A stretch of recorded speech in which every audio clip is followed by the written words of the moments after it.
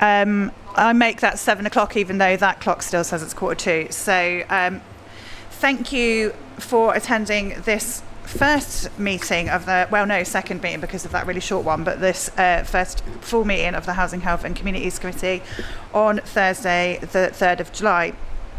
Can everyone in the meeting and in physical attendance and electronically, please mute any devices that you have to avoid any feedback. There is also quite a lot of feedback for those online with the fan noises, so we're going to have to just keep a bit of an eye on that. It might be worth everyone moving. So at the moment, you're like quite far away and you're quite far away. Like everyone moving in a step. Come on, you can do it. Let's all move in. We're all friends here. Let's chat together.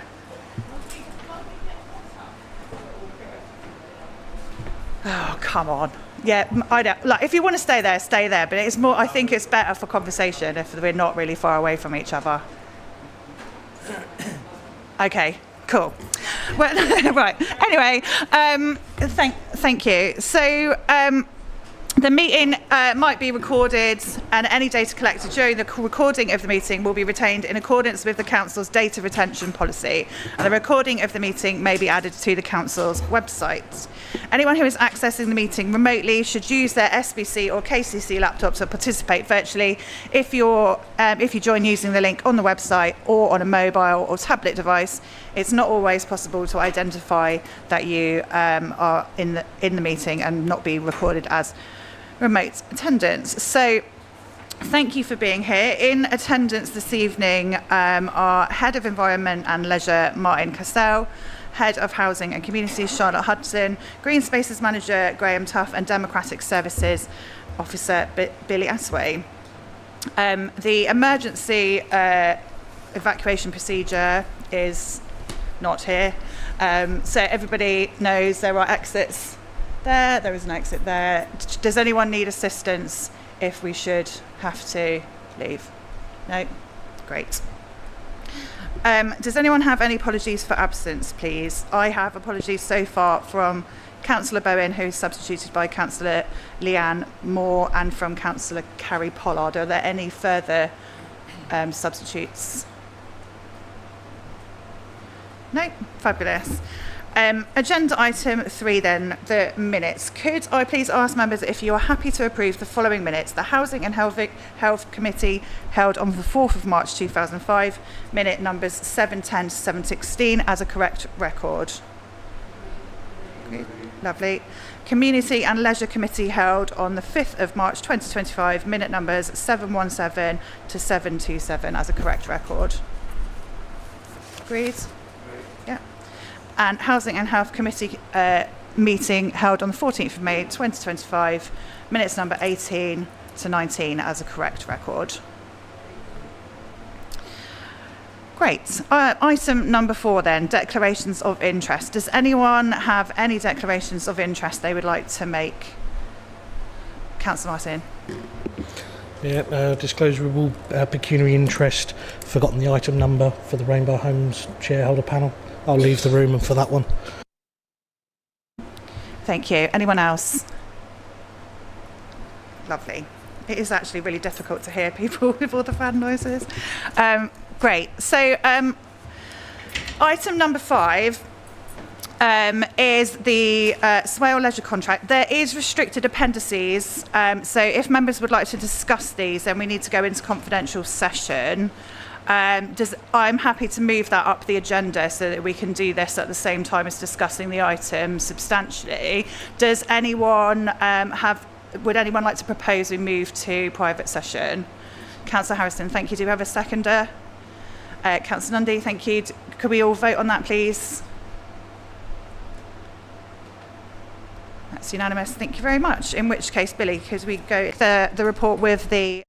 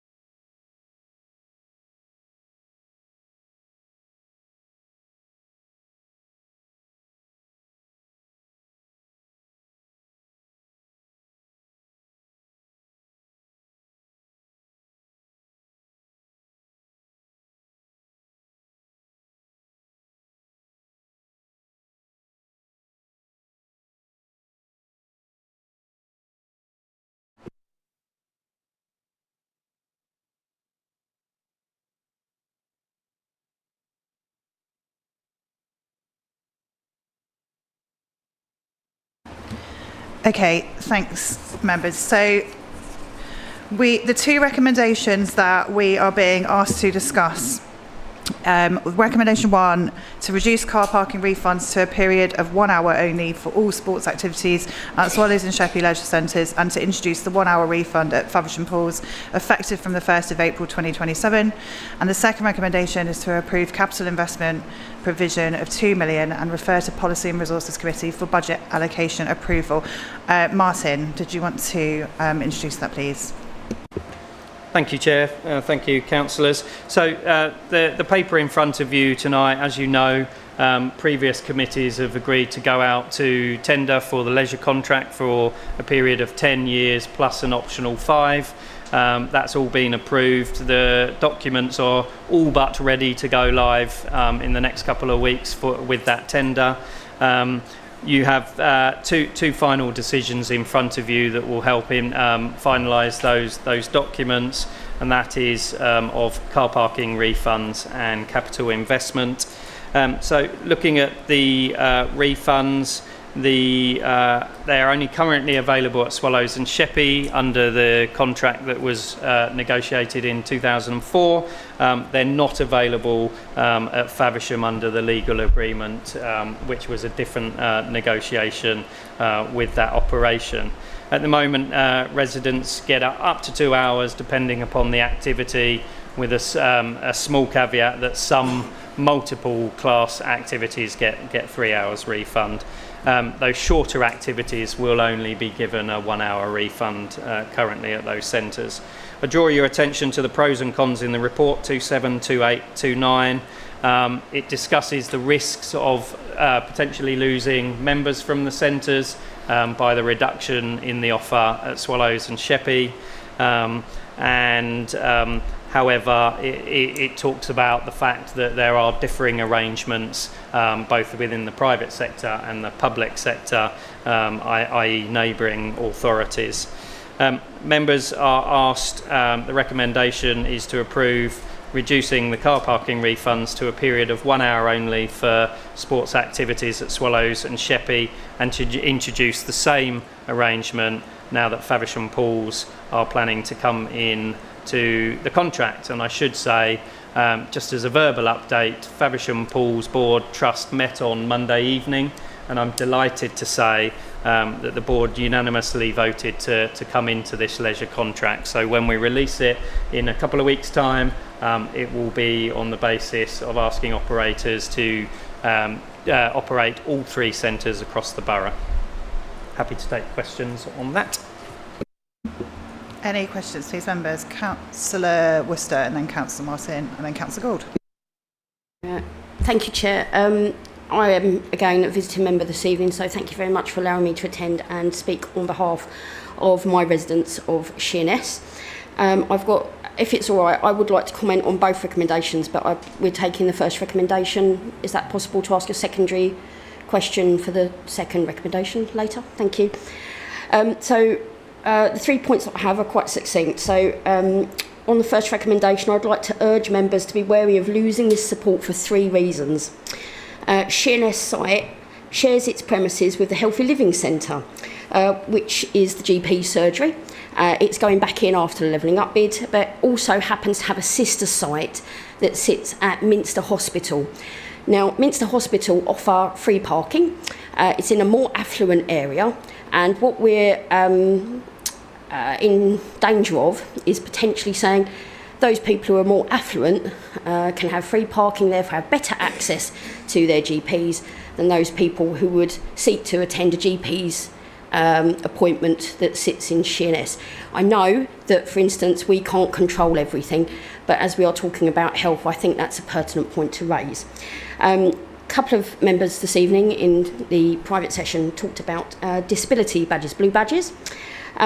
So I think that is a bit of a red herring to rely on the fact that members have blue badges, because just raised in the KM this week, there was an article.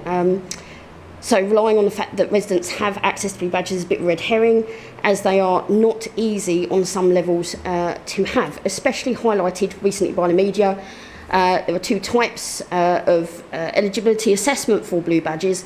One is without further assessment and one is with further assessment, such as those who have been assessed by an expert and found to have enduring and substantial disability which causes walking difficulties or considerable psychological distress, which by all accounts is not a straightforward process. So at the moment, the concession supports all of those that have managed to achieve a blue badge and potentially those that are on the path to a blue badge or are having issues with access to that process, because there are always problems with access.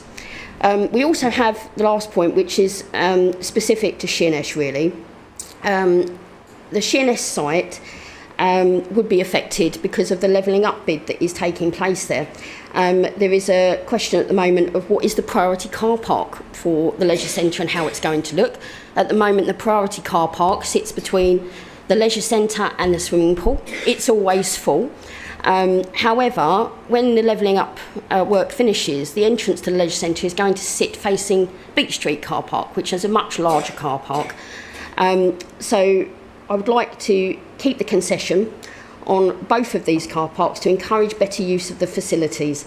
The pool, for example, has seen a restriction in its usage over the last 12 months. It has been subject to closure from 3 to 4 every day. And also we've had very similar restrictions in hours for the support gym at the pool, which is used by a large amount of disabled residents of Sheppey. Both of these car parks can add positively to Swale's budget, but we have to be creative and work cross-committee to look at new ways of making our assets pay their way. That, to me, starts with keeping these assets open and making community assets like the parking accessible for cars, bikes and pedestrian access. The levelling up bid has gone some way to look at some of these questions because obviously we do have a much needed path coming from the train station that will aid pedestrian access to the new entrance. But the parking concessions, I feel, will support better use of the leisure centres and it will support better access across the board, irrelevant of disability or other problems that residents might be suffering, so that we can keep our leisure centre open by making best use of it. Thanks, Chair. Appreciate your time. Thanks, Councillor Wester. Councillor Martin. Thank you, Chair. If I may, through yourself, just on Councillor Worcester's point there, which of the alternative options are you suggesting that the committee support? Excluding Faversham or overspending? Before I go on to my points, if that's okay, Chair. You've been named, so you have a right of reply. Thank you very much, Chair. So obviously I'm supporting what I've said I'd support, which is better creative uses of our car parking to make sure that we're not looking at the lowest possible amount of revenue that comes from them, but actually looking at ways of being creative and making sure that our car parks are accessible. For example, as has already been raised this evening, we could do a lot more in terms of putting in bike infrastructure, safety infrastructure into our car parks, making sure that those car parks are full right till the end of when these leisure centres are open. At the moment, that doesn't particularly happen. By removing these concessions, I appreciate that it looks like we're adding more to Swale's bill. But actually, if you encourage people into these car parks, they usually stay. They will have access to the beach. They will have access to the very popular play park. And we could be well encouraging people to actually stay and enjoy our town centres, which is prevalent for all of these car parks, for longer. And I think that is what we'd all hope, because obviously if they stay for longer, yes, some of the parking will be offset by the discount when they attend the leisure centre, but obviously staying longer will mean that our car parks are better used for supporting our assets. Thank you. Thanks, Councillor Wester. Councillor Gold. Thank you. My feeling is that I would have preferred the option of removing the concession completely, but using that money in a different way to encourage activity, particularly by if there is an option of subsidies for those who might have concessions on low incomes to get in there, or just improving the facilities generally so that it isn't a subsidy which favours those who arrive by car, but those who use the pool and those who might find it difficult to use the pool because of the of income. So I think that would be a better use of the money in my view. Thanks, Councillor Martin. Did you have a specific point to come back on? You're welcome to. Okay, fine. Go for it. Thank you, Chair. I welcome the joining of the contract by Faversham Pools. I think the proposal puts out fairness across the borough and across all areas of the borough. It is a sensible compromise. I certainly welcome the additional capital investment that is proposed for all sites, and I hope that those who choose to tender realise what assets they are tendering for. I believe that Faversham Pools, for example, has the last set of outdoor diving boards in the country, and how they can use that as a selling point for training. Let's face it, when the Summer Olympics were held in Rio, the diving was outside. There was nowhere in this country other than Faversham that Team GB divers could practice in similar environs. So I fully support the proposals and I'm happy to propose them. Thank you, Councillor Martin. Councillor Moore and then Councillor Nundy. Thank you. I think I support the reduced, obviously, and including Faversham. I don't think it's favouring people with cars, because if you live on the eastern end of the island, specifically in my ward, if you haven't got a car, you ain't getting to Sheppey Swimming Pool or Leisure Centre, because there is no public transport to get you there at all. It's one bus an hour, and it takes an hour to get there, and that's without being in school times when you have no buses whatsoever because they're being used for the schools. So I completely support the two recommendations. Thanks, Councillor Moore. Councillor Nundy. Thank you, Chair. I'm still undecided as to whether or not I'm going to support it, because it just feels like council tax is going up, the cost of living is going up. Are we pricing people out of using council facilities? Are we going to reach a point where, you know, Councillor Moore's just said it, if you live at the east end of the island, the only way you can get there is by driving. If you live in Sheerness, and possibly some parts of Minster, it wouldn't be beyond, you know, the realms of possibility for a fit, able-bodied person to walk. But if you're not particularly fit and that's why you're going to a gym, you're probably not going to be able to walk there. So you would need to drive. And I just feel like we're just constantly taking stuff away from people and not investing in getting people into getting the footfall through the leisure centre, encouraging people to join and then keep coming back. Because if you go to Neats Court or the one just over the road here and you haven't got to pay for parking and the membership is potentially cheaper, why would you? Thanks, Councillor Nundy. Councillor, just I guess to come back on what you've just said from a chair's point of view, I think it's horrible to have to talk about charging people more for stuff, but the council is also a victim of the increased pressures financially and it is, you know, we have a legal obligation to make sure that we have a balanced budget, and so we do have to look at how we create that revenue, and our council car parks are one of the only ways that we can create revenue as a council. So I think, you know, we're just, as we'll talk about later, of the increasing pressures on our finances from other areas as well. The alternatives are just not affordable. It's within the report. The alternatives are not affordable across those three. As much as we'd love it to be, they're just not affordable. Councillor Kamala. Thank you, Chair. First and foremost, whatever we agree, it's got to be for the three pools. We can't, I mean, if Faversham is coming in, then everything has to be the same. Now, as a child, I realised I'd used Faversham Pool when it was very new. I learnt to swim there. I walked from Davington. That was about a mile or so. We didn't have a car, but it never would have been considered to give me a lift. I don't drive. I know someone on the estate. We only have a bus once an hour. Unfortunately, recently he had a bad fall, but prior to that, he'd had a very bad stroke, but he'd get on the bus and then struggle to swallows, go to the gym, do his bit and come home. I heard what Councillor Gould said. We really should be encouraging people not to drive everywhere. Maybe if we allowed an hour free, if people are paying for 2 hours, then they can make the decision, because as the chair has said, we've got to balance our books. Is it fair to people who don't use the pool to lose out on something else? Things are very tight. Thank you. Thanks, Councillor Kavanagh. Councillor Golding. Thank you, Chair. I'd just like to echo what Councillor Ben Martin said, and also what Councillor Anne Kavanagh said. And it's really pleasing and positive to see that the working group all agreed that the new fund, the new refunding process should be the same for all. I think that's really important. Picking up from what Councillor Gould said, I live nearby Faversham pools, and over the last 2 weeks, a lot of the users of the pools are families. And I know they're arriving in large cars, but there's parents with several children.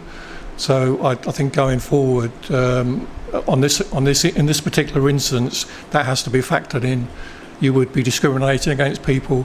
I think, as Councillor Kavanagh said, people travelling long distances, and I think it was mentioned earlier about people travelling to the other sites. Thank you. Thank you, Councillor Golding. Councillor Harrison. Thanks, Chair. I learnt to swim in the sea because we couldn't afford to go to the swimming pool. Just thought I'd mention that. The proposed new contract, there have been, Martin might know off the top of his head, there have been very many working group meetings, cross-party,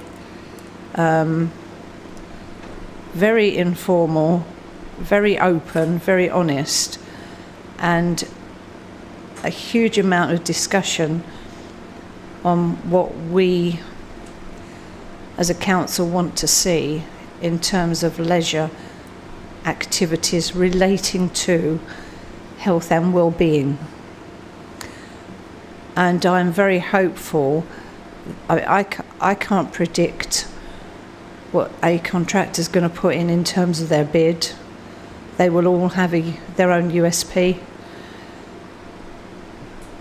But some of the things I'm thinking, well, they could be doing this, which would encourage that, which would triple over there and would encourage that, so that there is a knock-on effect to actually increase the footfall.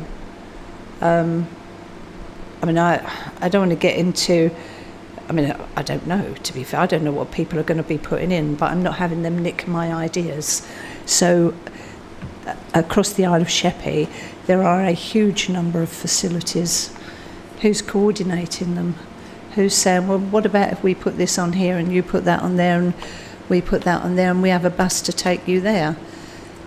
You know, that's maybe something certainly on the Isle of Sheppey that a contractor could do. In Faversham, you've got so many little villages.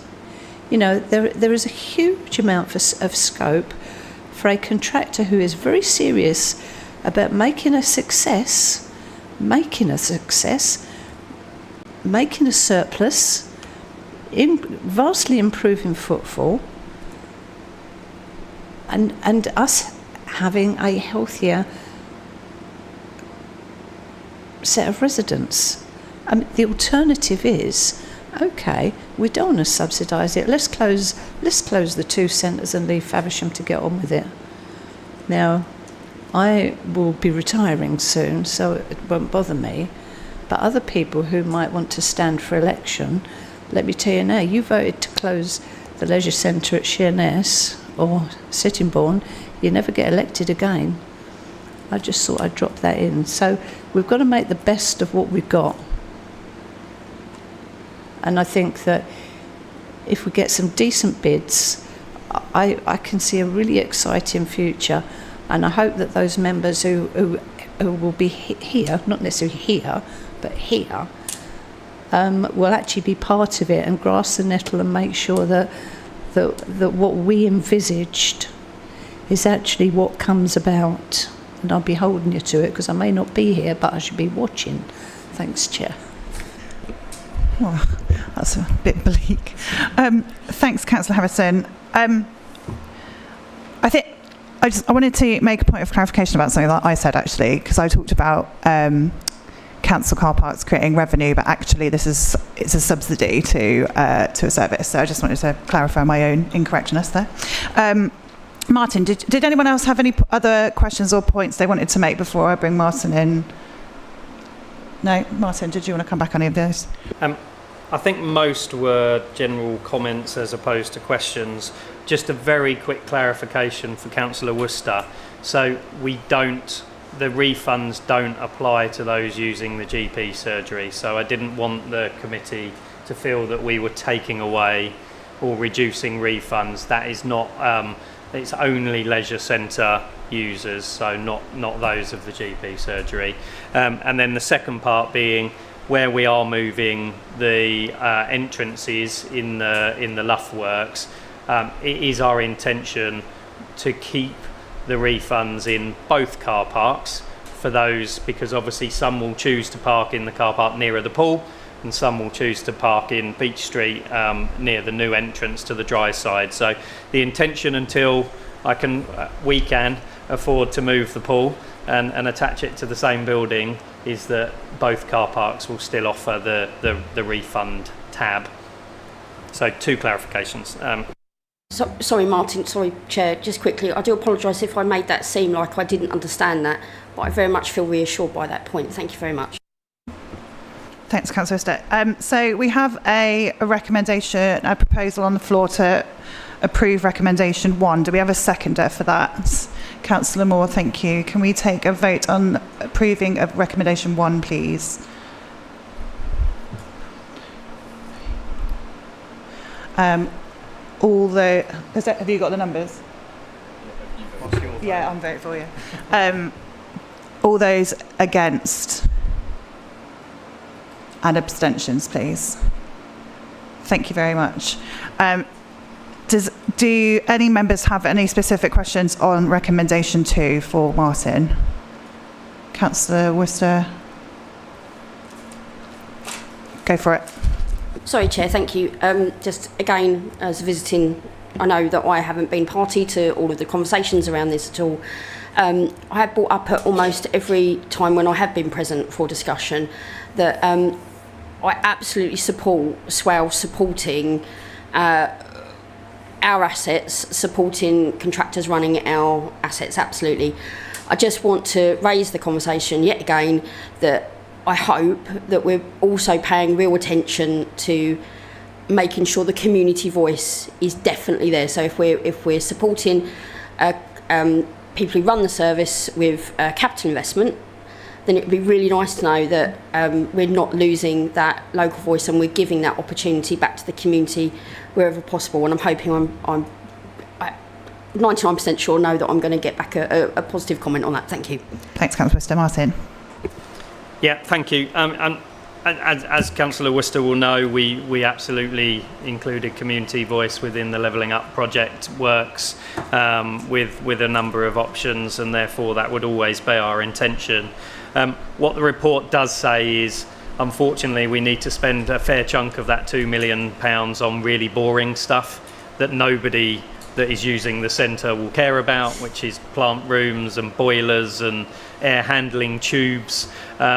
Unfortunately, they are 30-year-old buildings, so a good chunk of and of course, an operator is going to be less likely to want their invested in that boring stuff, and they're going to want to put in those new flashy activities. So during the tender process, we're asking the operators, if you were going to put any capital in, what sort of things would you suggest are right for the community? So they will hopefully be visiting the centres, they will be looking at what's on offer, and so therefore it will be a mixture. But I didn't want to sit there and think that £2 million is going to go on a brand new slide at X or a new set of changing rooms at Y. It's going to be quite a lot behind the scenes. But the community voice, really important. One of the key things in the new tender specification is to set up user forums. So the operator is required quarterly to meet with a user forum in the same way that the NHS have their sort of patient groups, so that we can get that community and member voice much better heard. Thanks, Martin. I'm not gonna bring you back, I'm afraid, Councillor Worcester, because it's nearly 8:30. Councillor Martin, then Councillor Kavanagh, please. First off, sorry, Mr. Cassell, but new boilers are not boring. We saw the new one that was installed following the special fund at Faversham. What is it? 125% efficiency, produces far more heat than's actually needed. It's wonderful, and it's far more efficient, so it's better for the environment than the previous one. So the boilers are exciting. But more to the point, I'd like to propose that we accept and agree recommendation 2. Thanks, Councillor Martin. Councillor Kavanagh. Just very quickly, I mean, around the boring point, it's far better that we plan ahead than the roof comes off Swallows unexpected. So far better. Thank you. Yes, I completely agree with that. So any other comments before we go to a vote? Okay, well, we have a proposal to accept recommendation 2. Do we have a seconder, please? Councillor Gould. And all those in favour?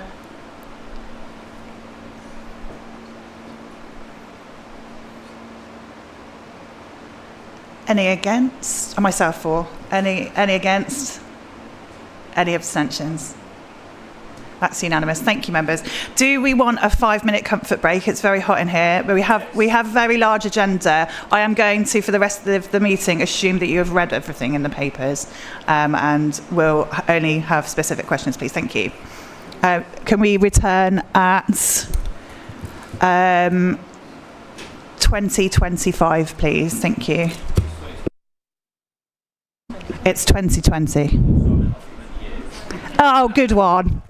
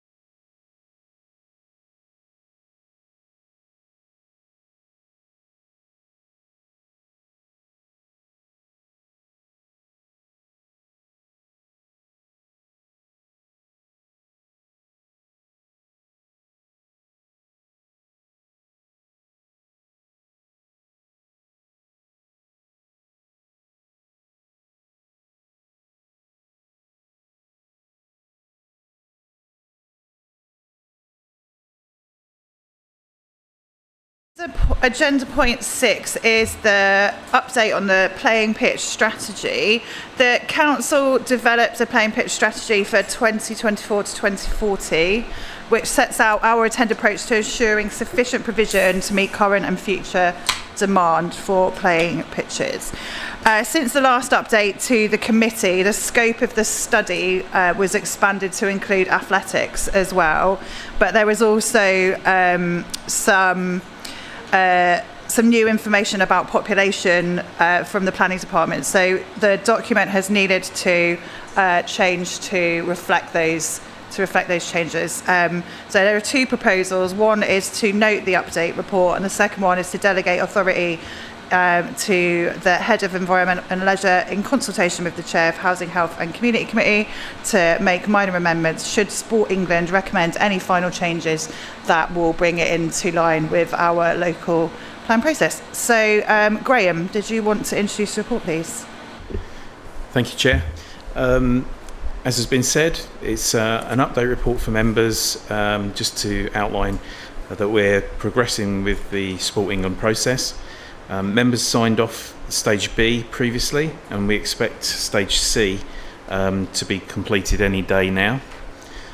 Stage D is proposed to be completed by the end of July, with the final strategy aiming to come back to this committee, to members in October. As has been said, two main changes since it was last considered. Adding in athletics at the request of the local club and England Athletics, and changing the end date of the strategy to 2040 to fall in line with the new population projections with the local plan. That's it. Thank you. Any questions, please, members? Councillor Nundy, you had a question? It was a comment more than a question. I just wanted to say, I'm more than happy to note the report. I think it gives us the update as to what's changed. Athletics has been added in on the guidance of the national body that represents it, and local groups as well. So I think it would make sense if we just go straight to the vote, because the changes are going to be made if it's in line with national policy anyway. It would be a very, very strange thing for us to go against the experts when it comes to the leisure facilities and playing pitches. It's nice to see netball on there, so that we can really encourage women to get involved in sport. So yeah, I'm more than happy to note the report, more than happy with the other recommendation, Chair. Thanks, Councillor Nundy. Is that a proposal? Yes, it was. So are you happy to propose both recommendations? Yes. Seconded. Thanks, Councillor Martin. Okay, great. Well, Councillor Braun. Oh, you're voting. Okay. Well, it was just a key. It's just a keynote. So all those in favour, please. That's unanimous. Thank you very much. Okay. Agenda point 7, which is the play strategy. So this report is outlining the work that has been done to date on creating the strategy that will enable the council to make informed and values-driven decisions on provision, management and development of play areas across the borough. This has been done with our independent consultants at KKP, and some of the findings are enclosed within the report. There are two recommendations.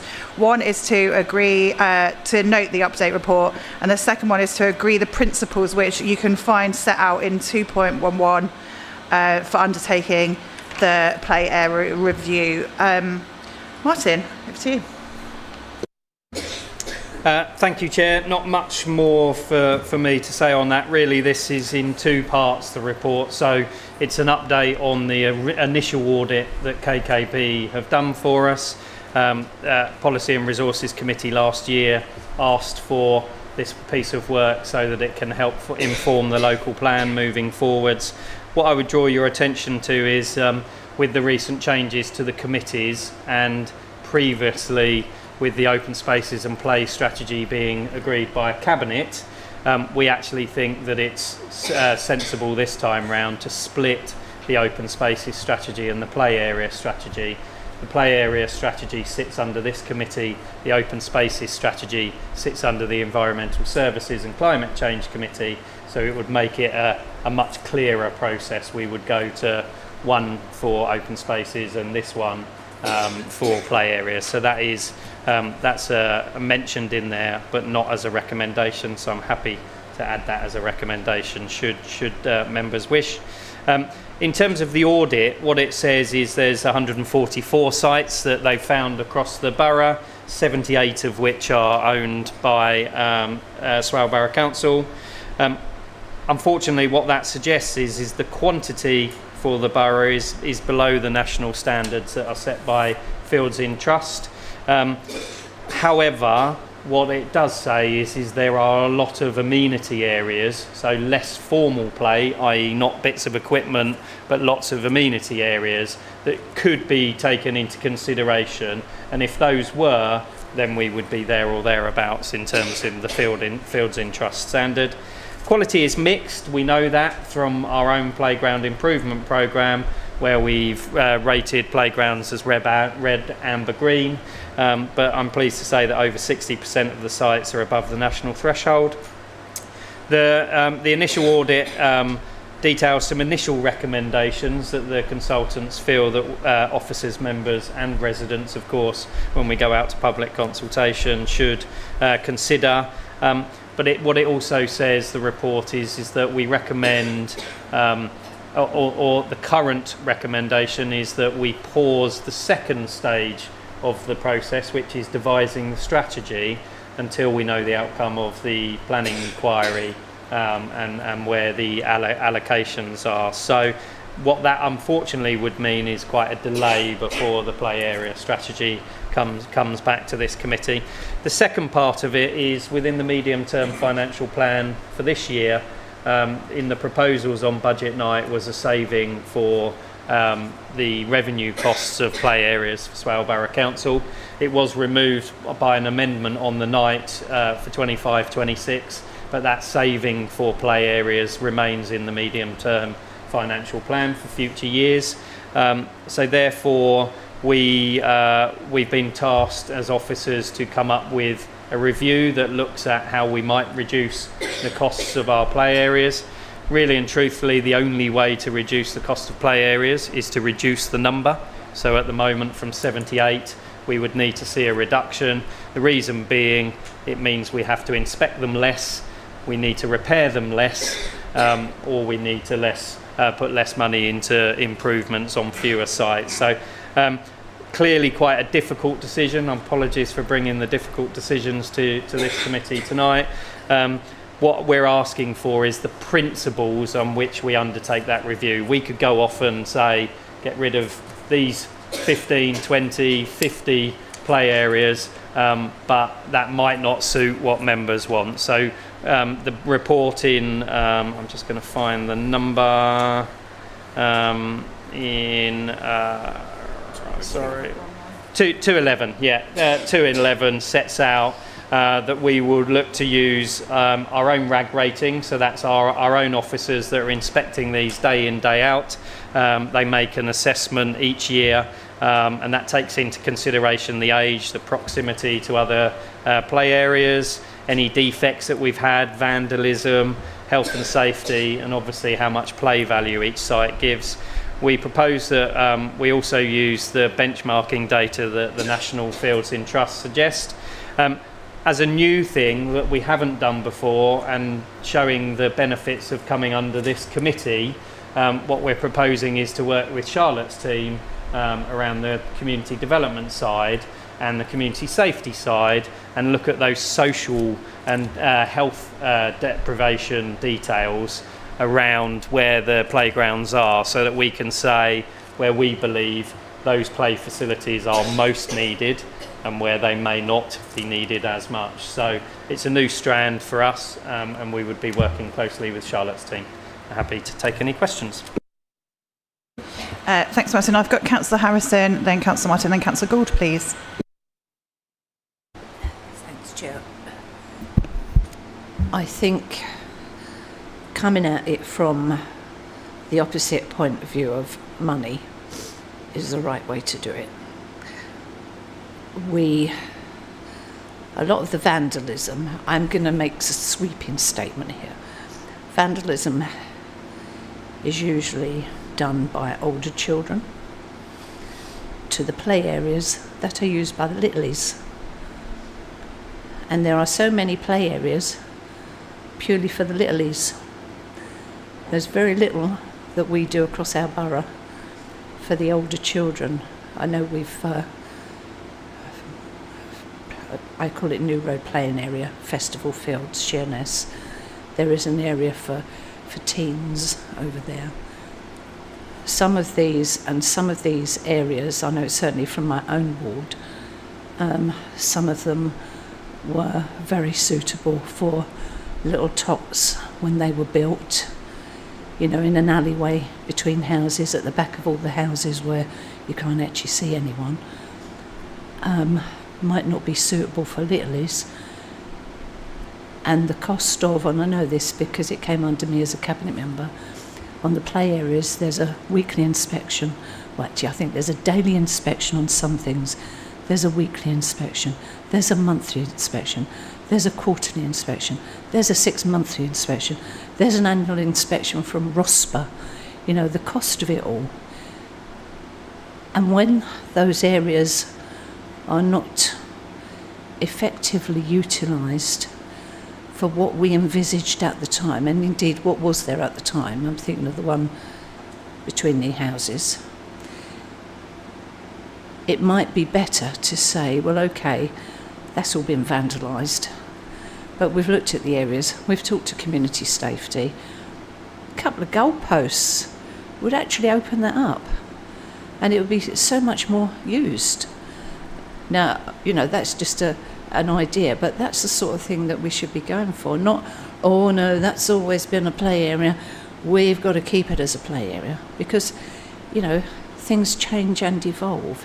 So we've got to have an open mind. We've got to talk to our communities and the people in the know. There's no point keep whinging and whining about antisocial behaviour and then not doing what is in our power to help it.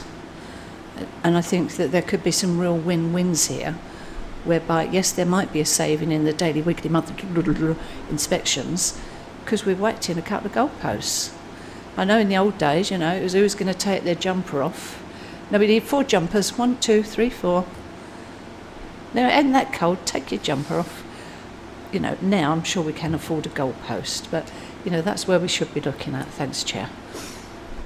Thanks, Councillor Harrison. I think on the point about age consideration, that's it within our reg rating, I think, isn't it? So it'd be interesting to see what that looks like when it's mapped out.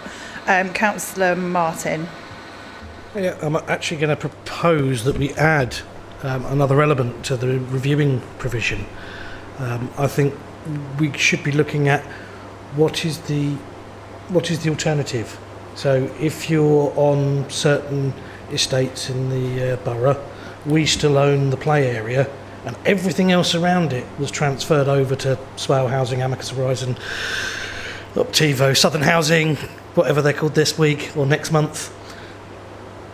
There are other providers in the area that may be willing to take it on. Similar with parish councils, some may be willing to take some of those areas on.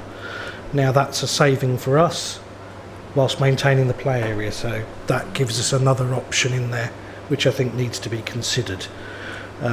Beyond that, I think everything is pretty much there or thereabouts. I'm quite happy with it. Thanks, Councillor Martin. Councillor Gould.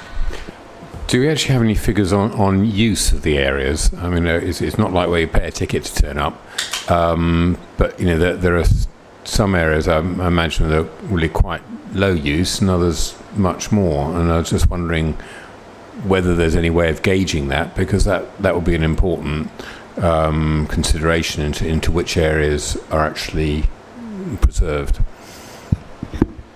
Yeah, thank you. I think that's a really interesting point. Councillor Marchington.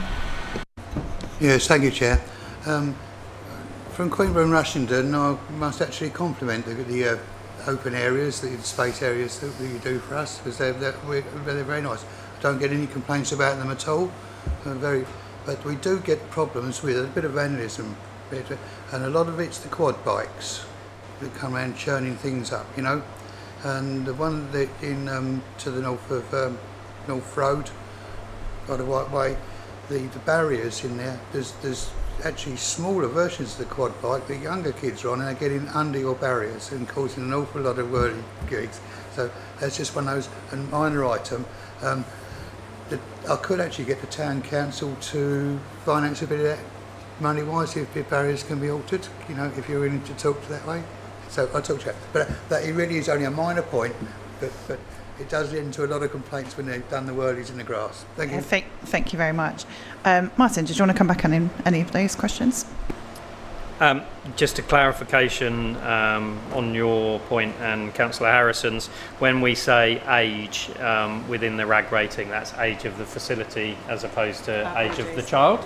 But I think it's a really valid point, and clearly will be something that we need to factor in, because it is about understanding who is using, and that comes back to Councillor Gould's. I really wish I could be providing you all with lots more data than I'm providing you tonight. We simply don't.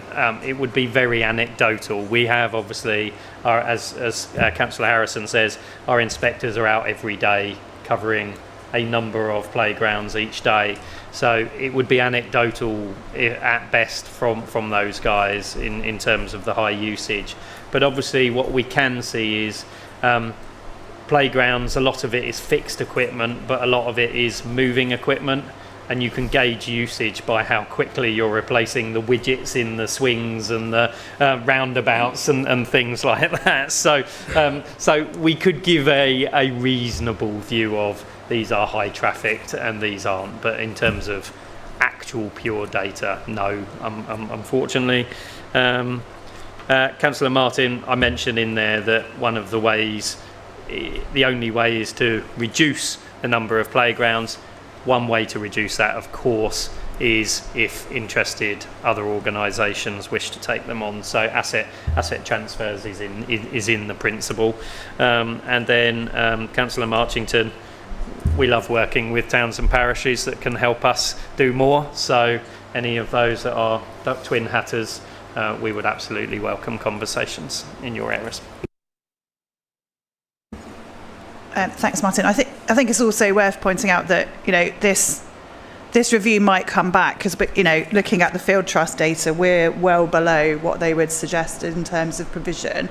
So this report could come back saying that reducing that kind of cost out of it is just not tenable for residents. And then I think at least we have that information to be able to look at alternative funding options, or we have that to look at during the kind of budget process, because it's not within the budget for 25-26.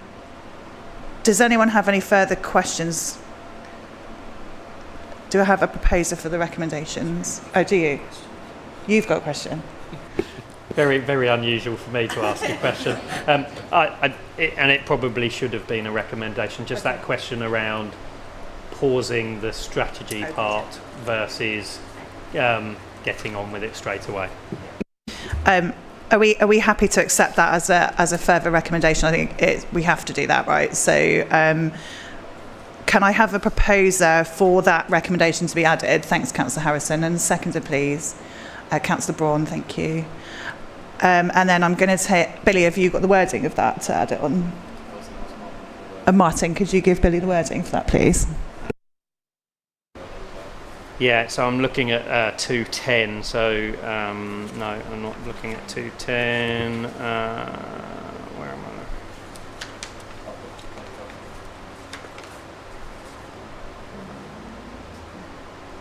Let me just have a look, sorry.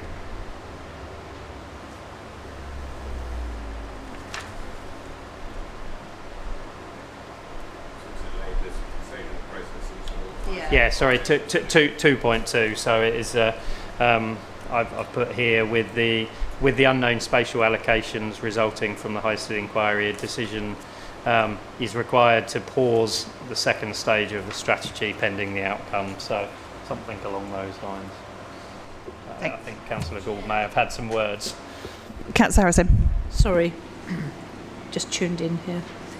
Sometimes this inquiry isn't finished yet, is it? And sometimes, I do read the papers, sometimes these things take a year to come back. I don't have a crystal ball, but that would not only take out this financial year, that would take it halfway through next year's financial year. Are we happy with that? Or do we not have a choice? Yeah, I think that's a really solid point made. Martin, do you have a view on that? So I know those colleagues that sit on planning have just had some option papers come through from Joanne. We believe that it's going to be early in the new year of 2026 that we get that. I think that's possibly why we didn't put it in as a recommendation to start with, because that then gives the flexibility that if we do, I think setting the play strategy is definitely important to do after you've seen the details in the play area review, because you need to see that data before you set the strategy. If the strategy is to put in goalposts instead of play areas, that needs to go in the strategy, so it needs to be informed by the review. So I think as long as we do the review and then we look at the strategy, whether or not the reason it's important, because the inquiry will determine quite a lot where quite a lot of the new development will go in the borough, and therefore it will mean that the allocations of demand for play areas will be nearer those settlements. So however, the strategy itself is less about where things are and it's more about what and how. So I think we could get away with it without having the Highstead outcome if it's further delayed. But I think by the time we've done the review and then get it should line up. But so I'm easy either way on the recommendation. So Councillor Harrison, just because you proposed putting that in, are you happy with that? Yeah. Okay, cool. In which case, I might just propose all three recommendations from the chair. Is anyone happy to second those? Councillor Harrison, thank you. All those in favour, please.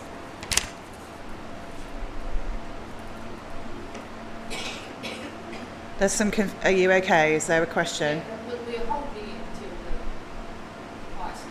Yeah, so we're not going to delay finding the information out. We're going to delay the strategy until the information is out and Highstead's finished. Does that make sense? Great. Okay. Well, no worries. All those in favour? That's unanimous. Thank you, members. Okay.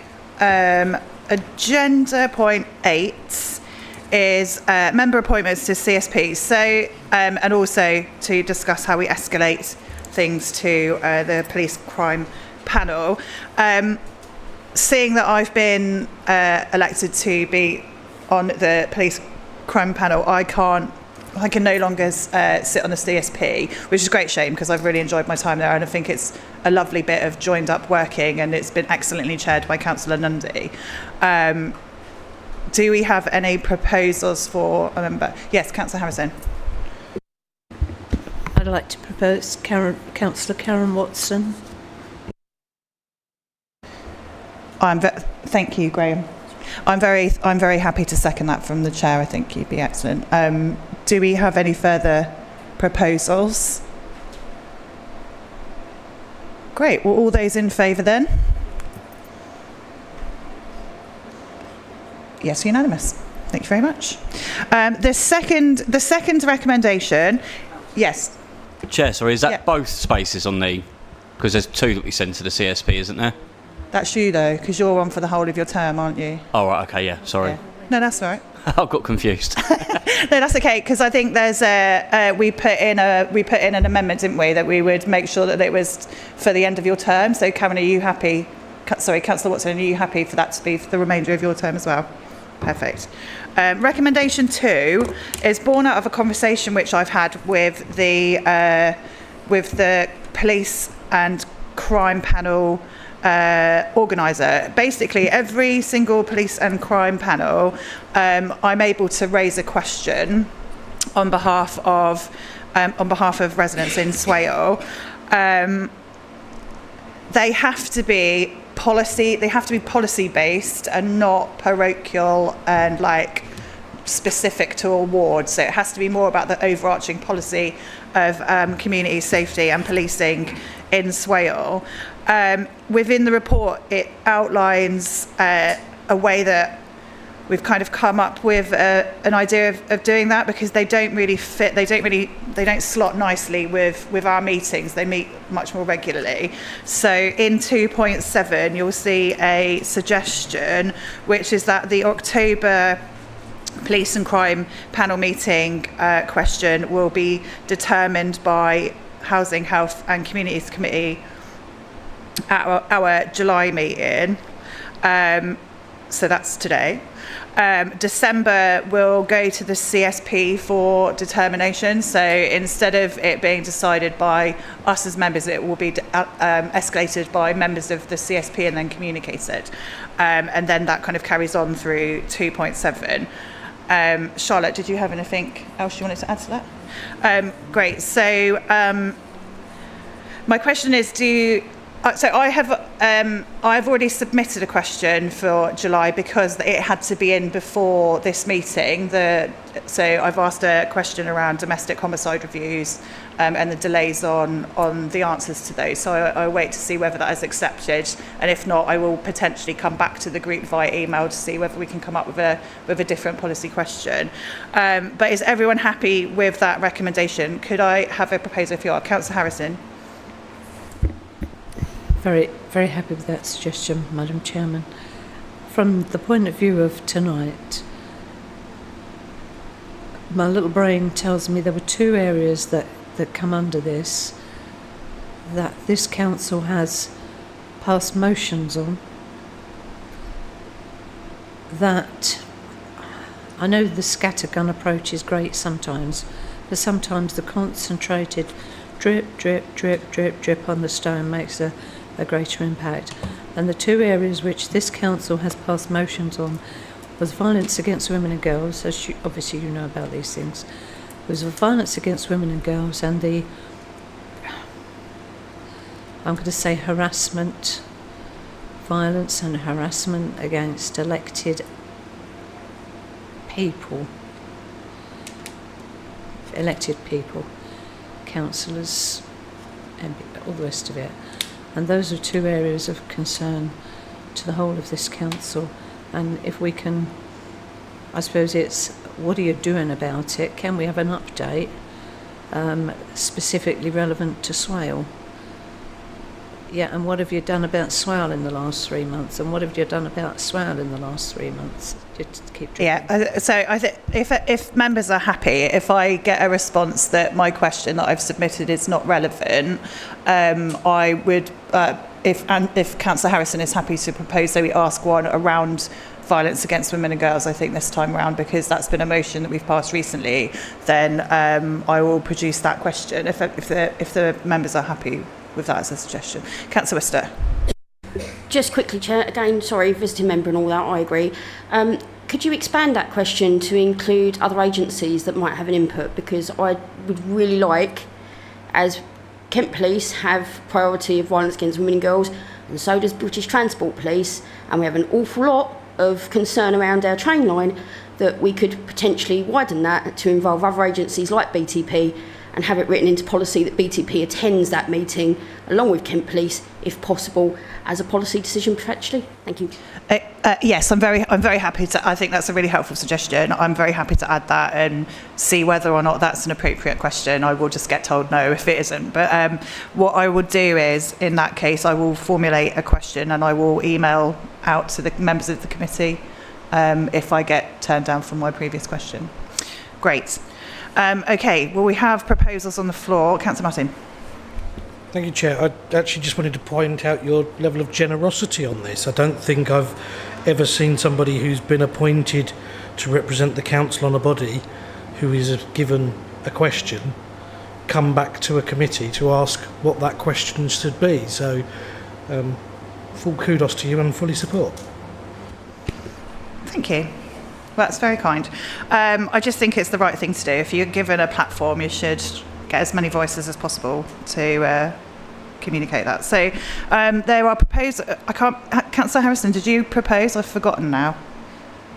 Okay, great.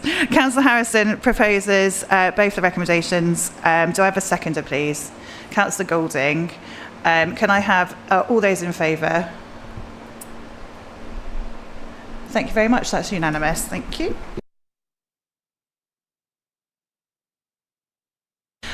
Agenda point 9 was out to follow. Have all of them? Has all members? It's the housing assistance policy.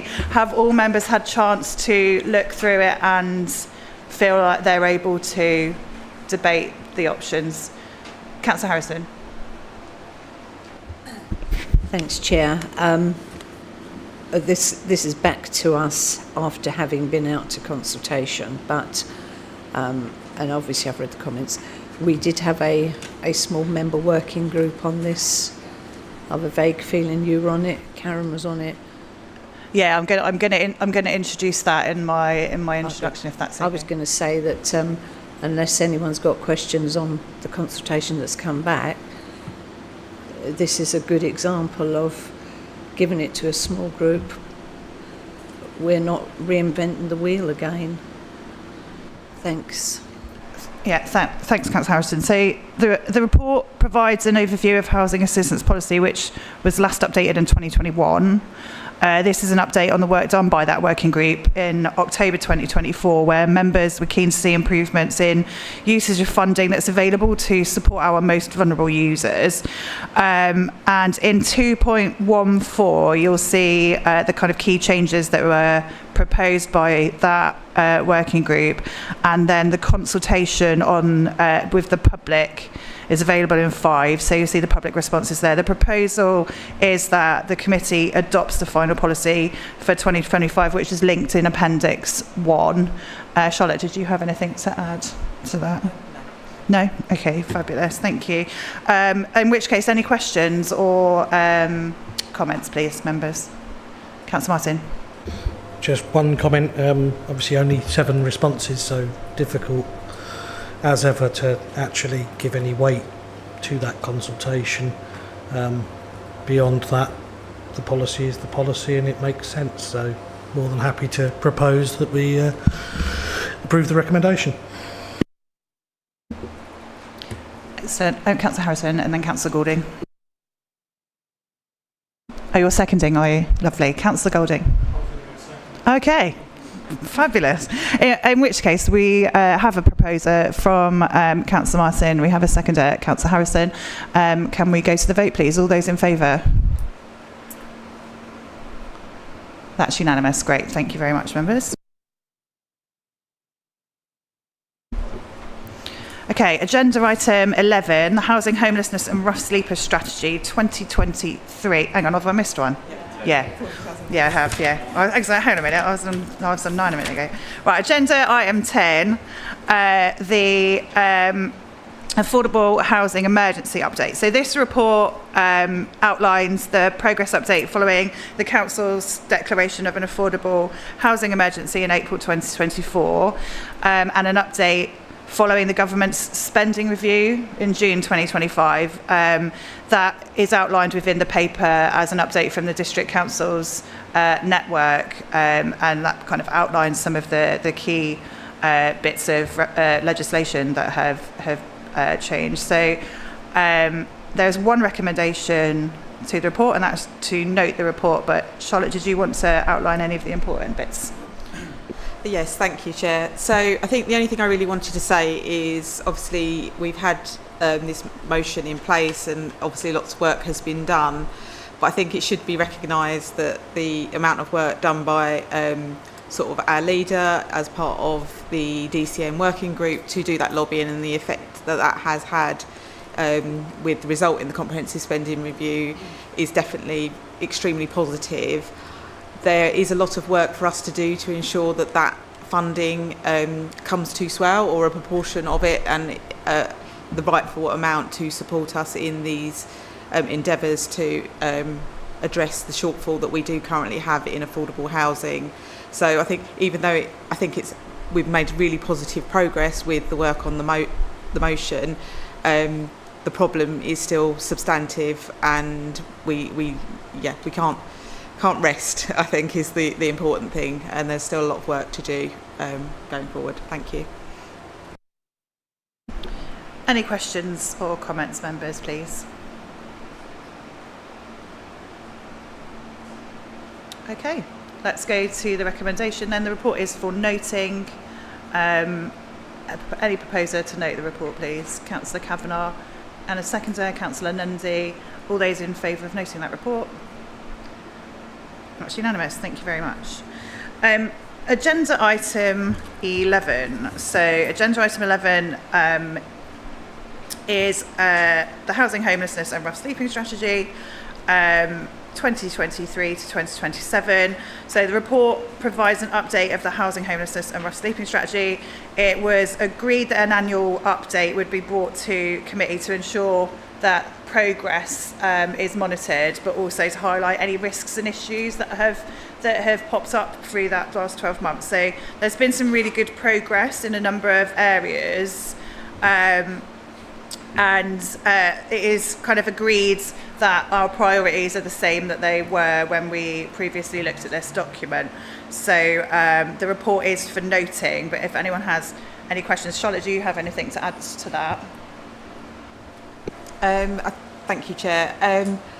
I think the report kind of covers the main elements. Obviously, there's a lot of detail that goes into those headline objectives. A lot of work has been done on the Housing Option Service again this year, and you do obviously receive, and we've got a later report updating you on all of those elements. I think it's just to note really the significant amount of work that is incoming with the very nearly to become legislation Renters' Rights Bill. There's also a lot of opportunity within that, but we are trying to at the moment understand everything that we will need to do and the timescales that we will need to be able to do that in. So yeah, I'm just saying a lot of the focus of the future of the next 12-24 months is going to be on the implementation of the Renters' Rights Bill going forward. Thank you. Thank you, Charlotte. It's probably worth just mentioning as well that Awad's law has also passed, so that will be in place from October, which is specifically around reducing the risks of damp and mould within properties. So it does force private landlords and also social landlords to be very responsive to damp and mould, so that's to be welcomed, and it's horrible that 2 children have had to pass away for that to become legislation.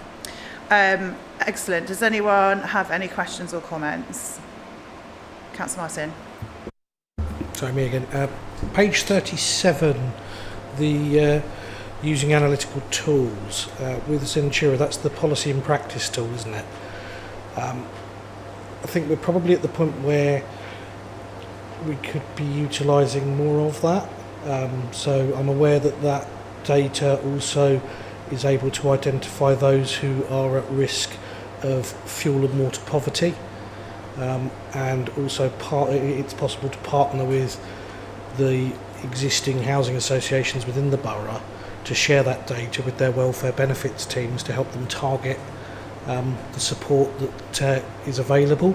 So I'm just wondering whether that's being looked at the moment at all. Yeah, thank you.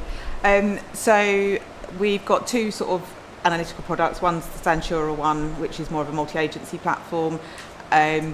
We haven't necessarily stalled with that. It's become a little bit more tricky because we haven't got the wider partners involved in it, despite a lot of work being done to try and engage them. And it's just not aligning with their priorities at the moment. And even where we have got some organisations that are working with some districts, they are only limiting it to the sort of the main district that they work in as well. So again, we've had some limited work. However, the Zentura project, which is sort of mainly focused, KCC are kind of coordinating that and working with us, there is still a lot of scoping done in a lot of different services and how we can make that happen. So it's probably not where we want it to be, but we are still ploughing ahead with and achieving what results we can with the data that we receive out of it. But the development side probably still needs a lot of work and a lot more engagement processes to go ahead. The policy and practice, which is the LIFT side of things, we have renewed that for another year. We link that very closely within the community development functions, and there's a lot of proactive work that's being done, particularly where we know that there's, people aren't claiming the benefits that they're entitled to, but also sort of focused contact and promoting sort of the One Swale roadshows to that client group as well, and just looking at how we can more holistically work with everybody. But with any of these analytical tools, it's only as good as the data that you put in, what you get out, and how you can therefore utilise it. So we are on an early journey with that side of things, I would say. Thank you, Charlotte. Any other comments or questions, members? Okay. So the recommendation is to note progress on the housing, homelessness and rough sleeping strategy 2023 to 27. Do I have a proposer, please? Councillor Nundy and a seconder, Councillor Braun. All those in favour? That's unanimous, thank you. Okay, agenda item 12 is the temporary accommodation purchase programme. So this report provides an update of progress on the temporary accommodation purchase programme, and there are 4 recommendations that require the committee's consideration. So 1, to note the progress of the TA purchase programme and initial reporting. 2, to agree to purchase additional properties with the remaining budget. 3, to agree to extend the contract for the consultant to work on the acquisitions of new properties.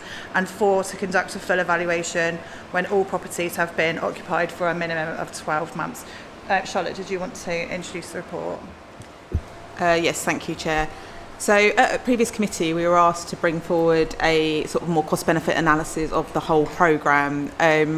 When I started to undertake that piece of work, it became apparent quite quickly that I wasn't getting a true picture of the whole evidence because of the time it was taken to identify getting people into properties, works that needed to be done to bring them up to standard and various other things. So even though we definitely get a sense that they are more cost effective, to have a strong evidence base felt like we didn't have the appropriate data to do that analysis at this stage. I'm kind of starting with the last recommendation there. So what we have done though is, in terms of the update of the actual programme, originally it was agreed that we would purchase 50 properties with the capital budget of £11 million. And that £11 million was worked through based upon a model that we worked very closely with our Section 151 officer who had developed the model for Canterbury Council previously, and they had worked through that and it had been successful. So whenever we purchased a property, we make sure that it's based upon that model, that it will stack up. Hence why we were buying, sort of below average market rent property, cost properties, mainly sort of 1, 2, and we have managed to buy a few 3-bedroom properties. In addition to sort of the capital budget, we were also successfully received the Local Authority Housing Fund rounds 1, 2 and 3 over the life of the programme, and we were only aware of the first programme when we took this decision. In fact, I think it was a tabled paper on the night as it only literally came in.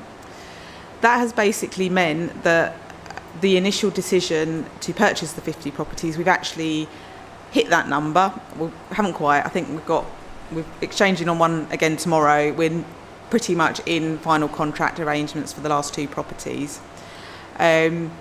But we haven't spent all the budget that was allocated. I probably should have written the decision slightly differently in hindsight, but clearly I can't now buy any further properties because I don't have authority to do that, even though we have some budget remaining of the 11 million. So hence why part of the request for this evening is to use the remaining funds that have been allocated within the budget and this programme to be able just to buy as many properties as we can as part of that element. One of the key parts of this programme was using an external project surveyor. We managed to recruit him. He'd done some similar work for Sussex Council and came highly recommended. He is actually a local resident, so knows the Swale market particularly well, and has carried out all the conveyancing and a lot of the logistical work in terms of that project, which has enabled us to deliver it quite quickly. However, the contract value of that sort of consultancy work has reached the limits where I would need approval from the committee to be able to carry on that contract just for any additional properties, should you wish us to approve those. Within the report, I have provided a bit of update of the spread of the properties across the borough, and just sort of some other information around sort of how long it's taken us to get that first occupation, which with the property so far has been about 60 days, but the team are now working towards 30-day completion for that first occupation, where we've smoothed out processes. I think one of the key variations from the model has been that we made the assumption that we would outsource the management, possibly to a housing association or another provider, such as a managing agent. When we spoke to other councils that don't have council stock, their advice to us was, don't do that. We did that, it didn't work, we ended up bringing it in-house, and it cost us more money and more time to do that. So we are managing it internally. This has caused some of the mobilisation delays, because clearly we didn't have those systems, processes or staffing in place to be able to do that from day one. The restructure has enabled us to put an additional officer in to sort of support the compliance of that, and one of our visiting officers, accommodation officers, also is in place to sort of manage those properties. And we are just working through, you know, sort of the rent collection and the modelling on all of those, but it will be within the remit of the modelling process. It's just been an internal process and has therefore caused those delays. One of the other significant changes from the model also was, when we did the modelling, we were not aware that we could claim the local, the now LHA rate, and that was actually an incentive put very hidden away in the housing benefit legislation, I might put, that we can claim today's rate at full rates. And this committee amended our temporary accommodation policy to enable us to charge those levels of rent and make those claims. So we have been doing that as well. So our income projections in the original model were lower than what we've actually been able to achieve. So I think that's where we are really, and just happy to answer any questions on the programme. I think the only other point I would say is particularly Rebecca Walker within the team and various other people have worked incredibly hard in implementing this programme, and the real practical things of collecting the keys, making sure furniture's been delivered, and her team, a number of them, have worked incredibly hard to make sure that this programme has been delivered. Thank you, Chair. Here. So I have Councillor Harrison, then Councillor Kavanagh, then Councillor Nundy, then Councillor Martin. Thank you, Chair.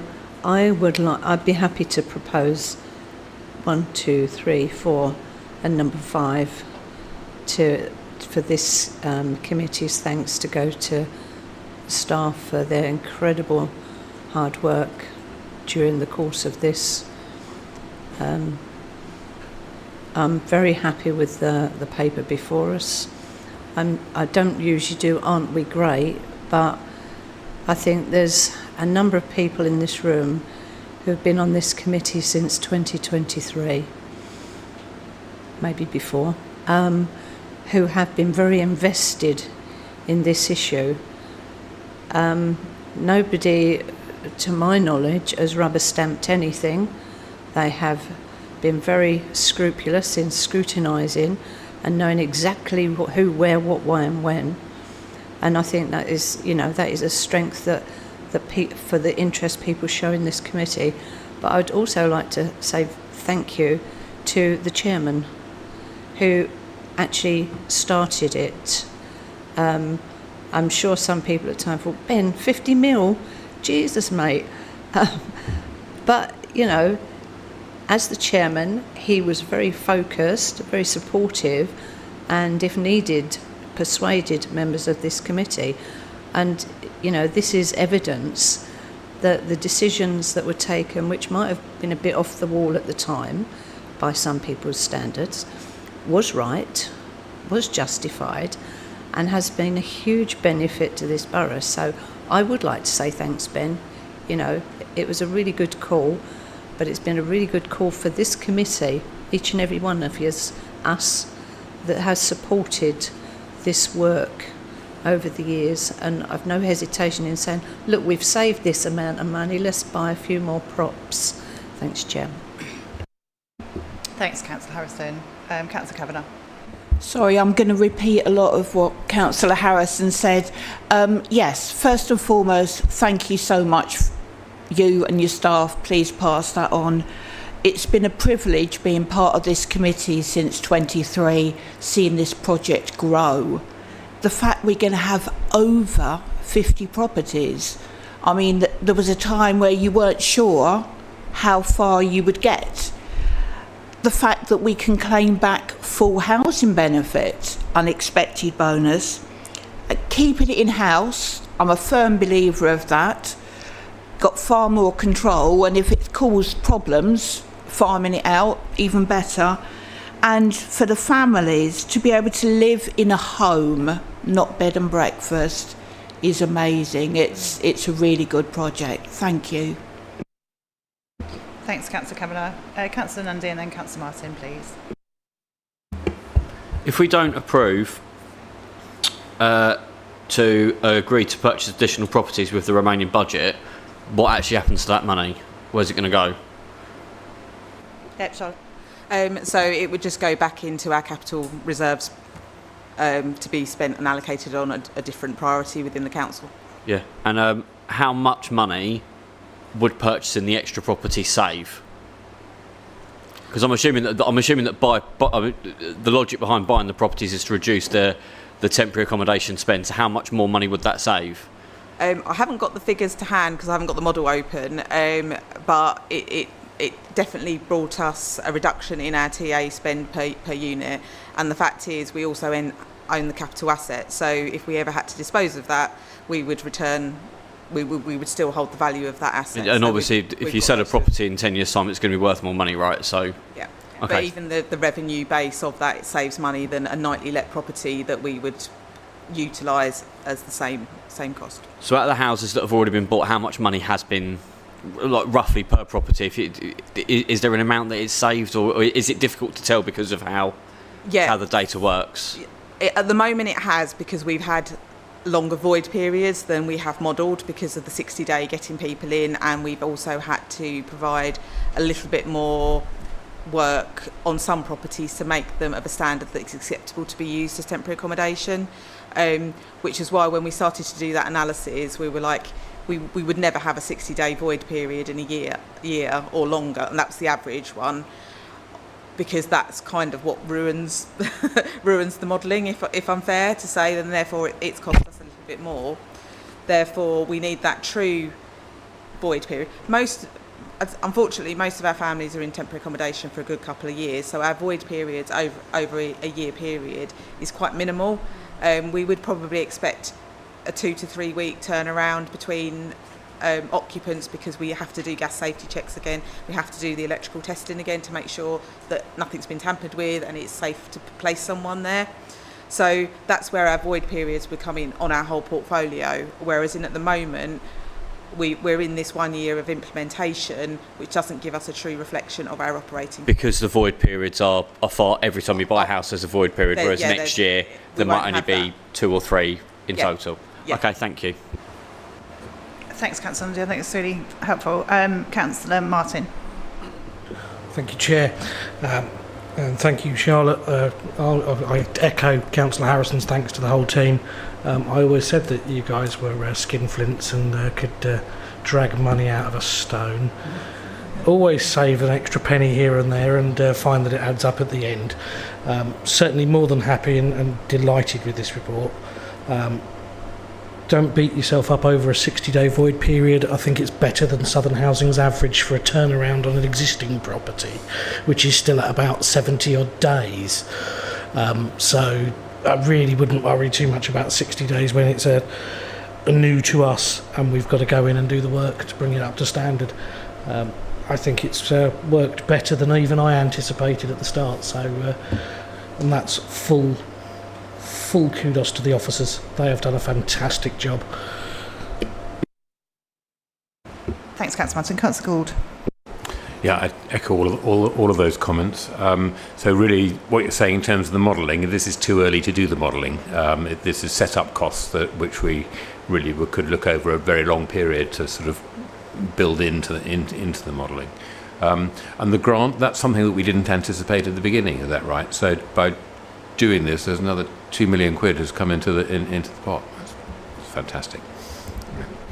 Yeah, so we weren't expecting the Local Authority Housing Fund. I think literally the day before this committee, the original decision was taken, we were aware of the Local Authority Housing Fund 1, which was around some long-term properties for resettlement and some funding towards the Ukraine households, because it was around the Homes for Ukraine programme. What we weren't expecting were the further rounds, which actually were a lot more temporary accommodation focused, and there was a requirement to have match funding on those properties, which, because we had this programme already set up, we could easily say yes, we can do that. If we didn't, it would have been, we might not have even been able to accept the funding because of the timescales for delivery have been quite short windows. So the fact that we've had the programme has enabled us to meet the requirements of that fund as well. Yeah, Councillor Gould. Just a supplementary question. I mean, is there a case for actually not just going up to the budget of what we've got, but thinking about rolling it on further? Because clearly temporary accommodation isn't going away. So yes, I think there probably is. That would have to be as part of the budget process, I suppose. Would that be right? Yes, certainly. So if this committee would want to look at a sort of a round 2 of our temporary accommodation purchase programme, we would need to factor that into the budget. Obviously it is capital, but there is obviously the revenue provision, minimum revenue provision, that we would need to take account of as well. We are at a stage where we also, as soon as we scale up, what does that mean in terms of how do we manage properties? And we have had some discussions in team. At the moment, what we've done is we've got a 2-bed here, a 1-bed here, a 3-bed here. What we're now finding, though, and I probably mentioned it in my next report, is the individual needs are a lot more detailed. So I think we need to do some analysis of what types of property we need in a location, because what we don't want to do is burden ourselves with any voids. And within our temporary accommodation, when we haven't made the main duty decision, that's when we want to kind of use our external providers rather than having our property, because if we don't have a full duty to them, then we have to remove them from those properties, and that's when we get into those void turnaround times and things like that. So a piece of work that we definitely are doing in team is to try and understand our cohort of people in temporary accommodation in much more detail about their needs and what type of properties that they would need, so we don't have a 1-bedroom need in a 3-bedroom property and those types of things. So I think we need to be a lot more detailed in future modelling, but I think personally there is scope for further properties. I think we just need to work out what volume that would be, and sort of what capital contributions would need to go with them. Thank you. Excellent. Anybody, any more? Okay. Councillor Harrison, have you proposed that we add a recommendation 5 to send thanks to the staff officially? I think that was really important. So if you're happy to put it. Yeah, you can, yeah. I probably should also mention our legal team. They don't get a lot of thanks very often, but the property side of the legal team have been absolutely fantastic in doing the legal work that we have needed to do that.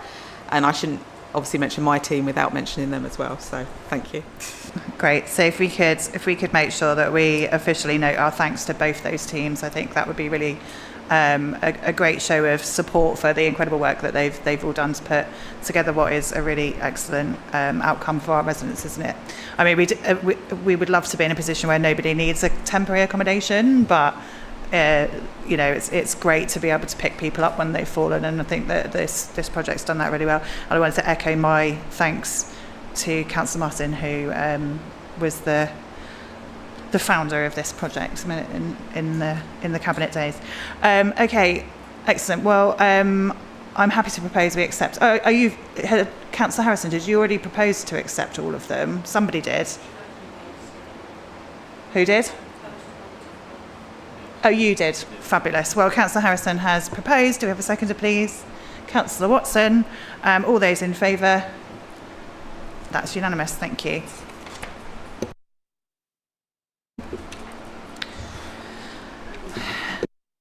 It is very warm. Agenda item 13, temporary accommodation spend scrutiny report. So this report provides an update on the current performance around temporary accommodation and the current budget position. Members here have all provided really good scrutiny on items over previous agendas on the committee, so hopefully that will continue with this year's temporary accommodation. Temporary accommodation remains a huge responsibility for the council, as we've just suggested. Charlotte, did you want to come in on it? Yes, thank you, Chair. I won't go. I appreciate it's very warm in here and it's very late, so I will keep it brief.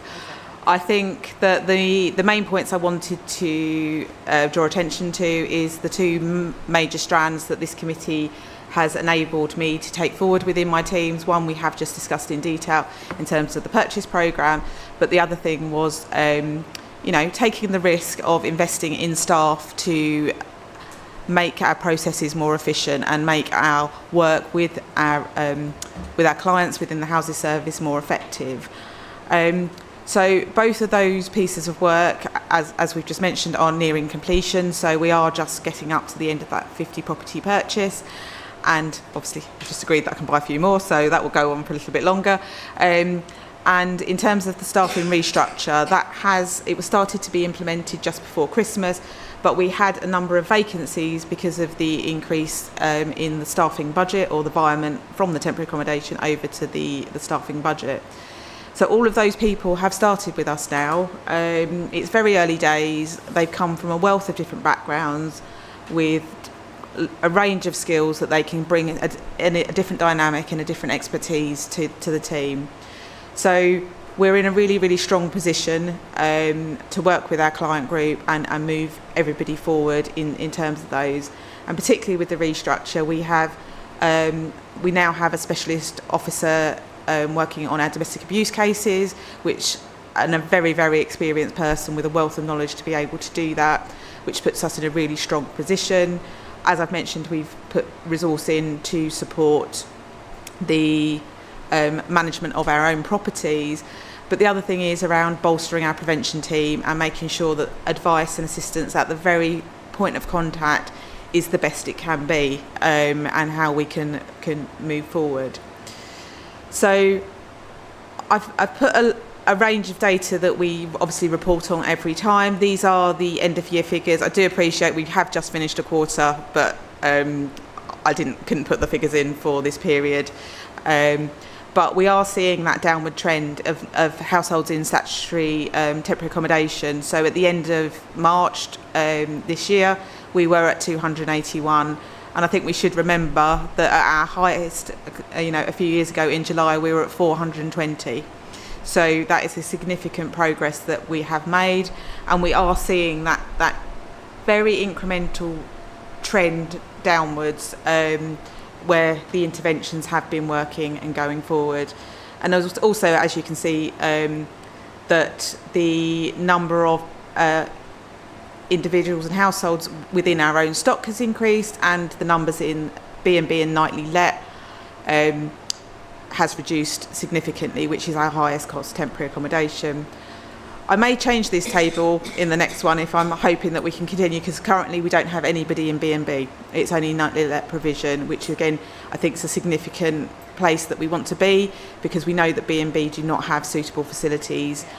They don't have your own kitchen facilities, and it is not a place where even an individual or a family should be living in an ideal scenario. Obviously, we do have that as an emergency response where we need to.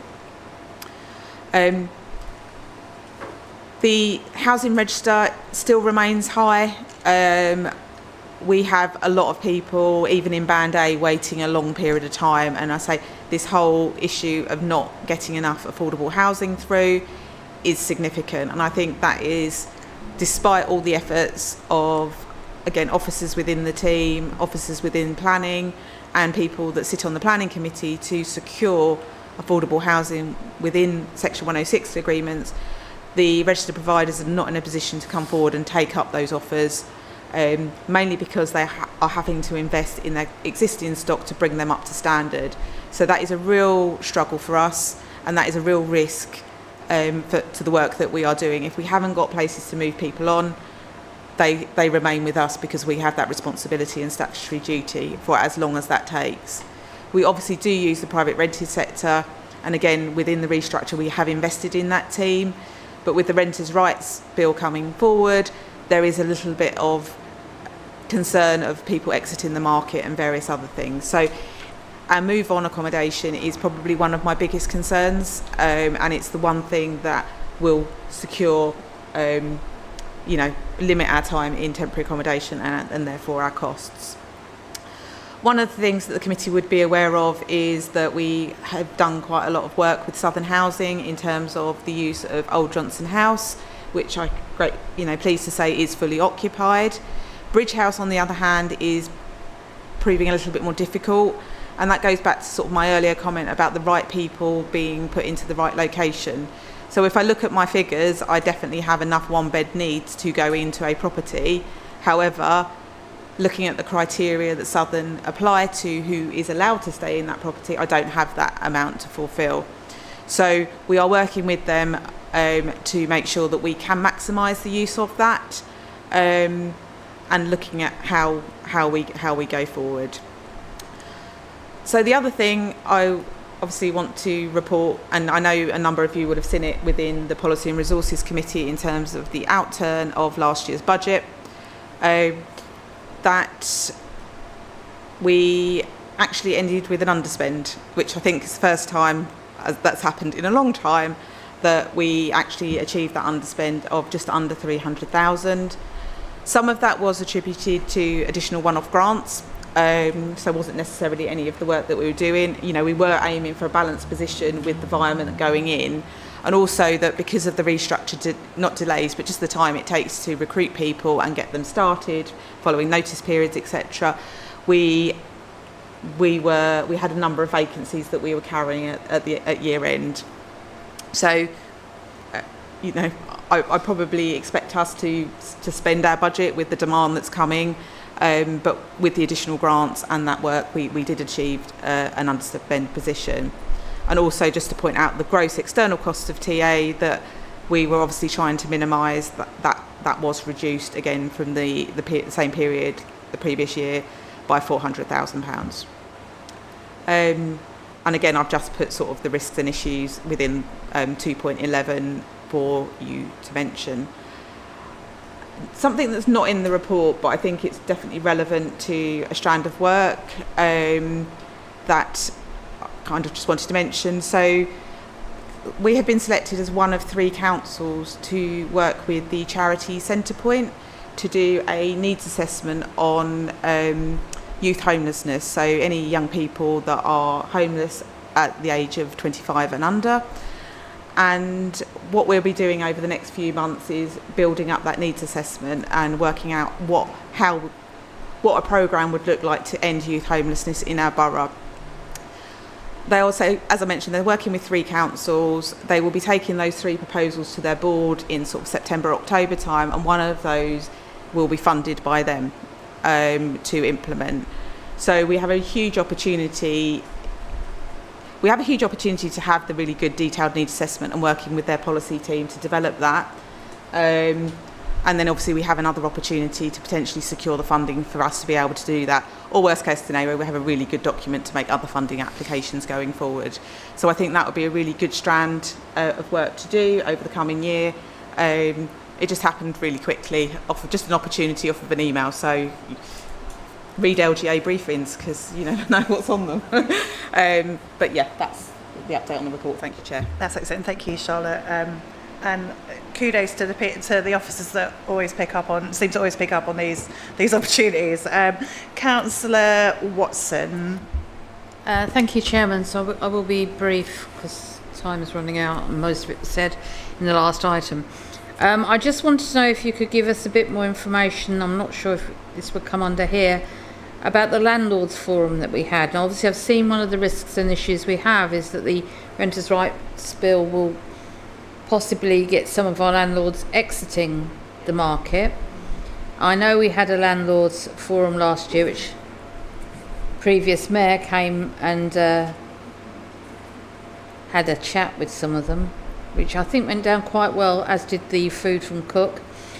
I was wondering where we're going with that. Are we still progressing with that? And you give us just a bit of information about it, please. Yes, thank you for that question. So absolutely, landlords are going to be integral to engage with over the next period of time. And as I mentioned, the move on with the limited social housing and affordable housing available, we need to work hard with those. We were hoping that all the landlords want to know about what's coming out with the renters' rights, so we need a little bit more information so we can give them accurate information. The National Association of Residential Landlords, NALA, a lot of them are members of, and they do some really good virtual briefings and things like that as well. And Kath Murphy, who's the team manager of the landlord team, she's now got a bigger team and they are doing work to engage directly with landlords and find out what they need. So absolutely, we will be putting sessions on around the Renters' Rights Bill. We will also do a members' briefing when we've got all the information, everyone's getting briefed. But yeah, landlords are an integral part of that. So I think it's just about the timing. But once we've got the detail, absolutely, we'll let the committee know. And also, they always love to meet the mayor. So, Madam Mayor, maybe you could come along to that as well. Yeah, I've heard the new mayor's a bit of a what's it though. Thanks, Councillor Watson. Yeah, I think it would actually be probably helpful for that briefing to go beyond the committee, because there's going to be loads of that's going to impact everyone's casework. So I think that we could be looking at a full council briefing on that piece of legislation. Any other points or questions? Councillor Harrison. Oh, actually, apologies, Councillor Harrison. I'm just going to propose that we extend standing orders because I will forget in the next 10 minutes. So is anyone happy to second that? It's not going to be for long, I don't think. Councillor Harrison, thank you. Can we, all those in favour, please? Sorry. That's unanimous. Well, any against? That's unanimous. Thanks. Councillor Harrison, over to you. So just a couple of quick things that I think we need to keep an eye on going forward. Number one, thank you very much to Charlotte and her staff for coming up with this idea of if we restructure, we could make a bigger difference. Because, and you know, the committee backed her. We know that the 151 officer was not that keen, risk averse. No, that is Lisa's job. That is Lisa's job, to be fair, but we very much supported the proposal from Charlotte and her staff, and you can see that it's worked, or is working. Now, the one thing that I thought here, I think we need a bit more, not a bit more information, but I think we ought to keep an eye on this information, is at the top of the page, 49, relief cases are more likely to remain in nightly let and B&B provision until they have been fully assessed. Now, we know that if we've got the proper relief duty, blah, blah, blah, then you're in TA until you get proper accommodation, which could be whenever. So the only way to look at streamlining, if that's the right word, it's not the right word, but I hope you know the right word that I'm thinking of and not saying, is how long does it take? Is there a rough, on average, 2 weeks, 3 weeks, 4 weeks, because we've got 60 days on the relief duty, fully assessing a relief duty? I think that might be useful information to have in the future on this, because I think that will have an impact on sort of pounds, shillings and pence.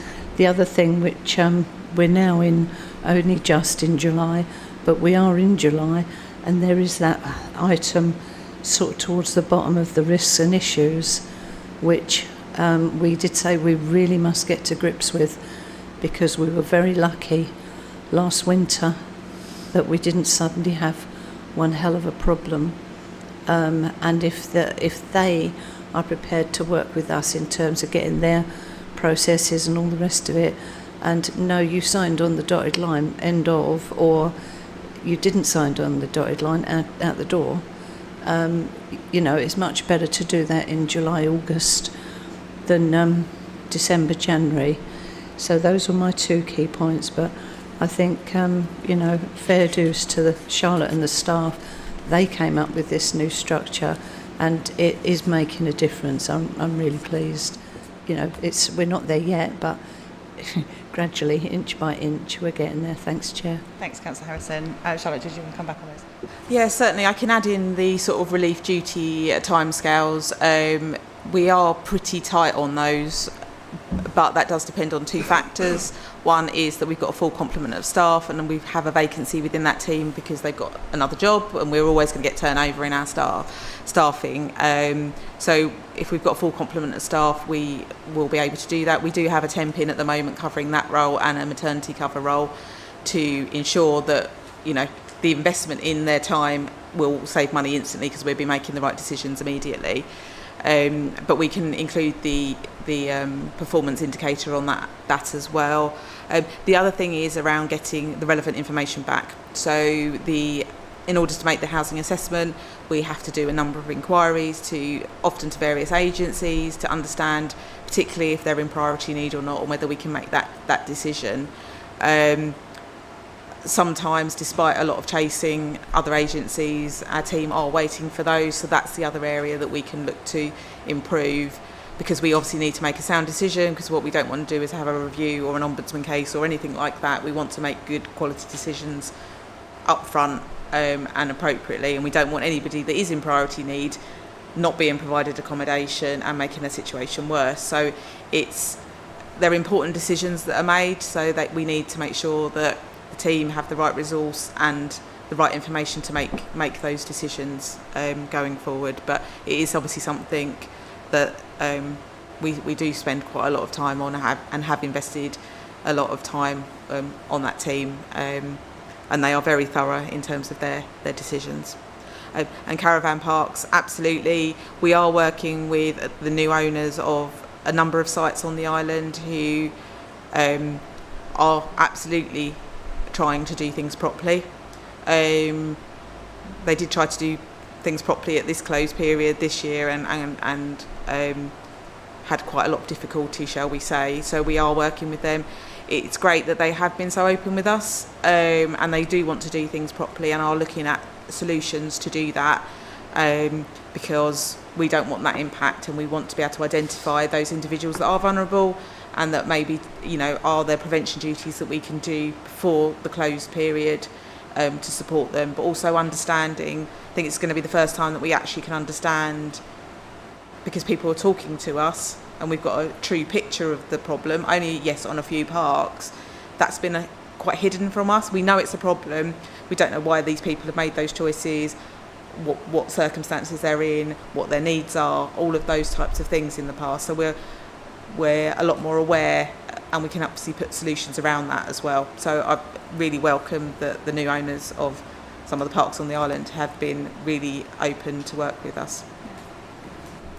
Thank you, Charlotte. I guess just 2 points from me before we move on. I think that I'm still not overly convinced that the number of households on the housing register is actually reflective of need in the borough. I think that realistically people don't apply for the housing register because they don't think they qualify, when lots of them probably actually do. So I don't know whether there's more work we can do around that.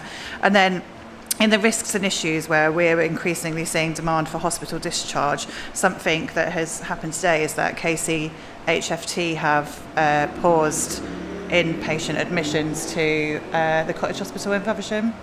It's a temporary pause in their report, but things like that aren't going to help with our temporary accommodation needs. So it's just something that is probably worth keeping a bit of a watching brief on. If I can come up, our safeguarding team leader actually sits on the hospital discharge panel, and we've done some really good work lately in terms of identifying those individuals and seeing, you know, making sure that they are discharged to the right place rather than in necessarily our temporary accommodation, because sometimes those needs are higher. So we are continuing to work, but yeah, that does absolutely remain a problem. The other thing I was going to mention it under the forward plan, but it feels like this might be a more appropriate place, is that some new regulations under the housing allocations policy have come in this week, or actually I think from Monday, where residency criteria does not apply to care leavers anymore or survivors of domestic abuse. So normally you need to have the local connection residency criteria. So we will need to amend the policy, but as it's law, we kind of need to do it anyway. So we'll be doing that forward, but bring forward the formal amendments in the policy in due course. But just to say, those two, you know, really important groups now could join any housing register wherever necessary, which is, so we might get an influx of individuals in that period, but also, you know, they are entitled to join other people's as well. Fabulous. The recommendation is to scrutinise the report. I think we have scrutinised it. Do we have to take a vote on that still? No? Okay, fine. Brilliant. Well, let's move on to agenda item 14. I think, Councillor Martin, you're going to leave during this item, are you? Lovely. Okay, well, someone will make sure you come back for 15. Enjoy the not so heated corridor. Fabulous. Well, so this is the appointment of the Swale Rainbow Homes shareholder panel. It basically does what it says on the tin. The previous panel was 7 members, and everyone in that panel has to be a member of this committee. But you cannot be a member of that and also obviously be a director of Swale Rainbow Homes. So we essentially need 7 nominations. Yeah, Councillor Harrison. I can't speak for people who aren't here, but I would be quite happy to propose the people that were on it last year that's sitting in this room. Of course, if as I'm calling out their name they shout no, then I'll withdraw it. But the people in this room that I would like to propose is Councillors Harrison, Watson, Perkins, Gould, Marchington.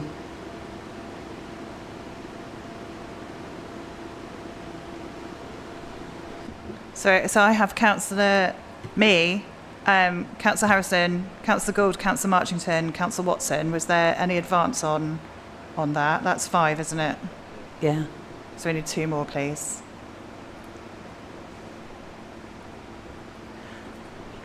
Yep. If it's not a problem having 3 of us, I mean, I have had the training, I'm very happy to join, but if there's other people queuing up behind me, go for it. Yeah, it's not a politically balanced thing. So if you were happy to, Councillor Kavanagh, that would be very helpful. Councillor Goulding, you had your hand up as well. Were you happy to join? Yeah, if there was still a vacancy, I'd be willing. Excellent. In which case we have who's making sounds? I make that 7. Mm. Yeah, that should be 7 now. So it's Councillor Perkett. So Councillor Harrison has proposed Councillor Perkin, Councillor Harrison, Councillor Gould, Councillor Marchington, Councillor Watson, Councillor Kavanagh, and Councillor Goulding. All those in favour? Any against? That's unanimous. Thank you very much. Could somebody get? Oh yes, we need to appoint chair. Do we have any nominations for chair?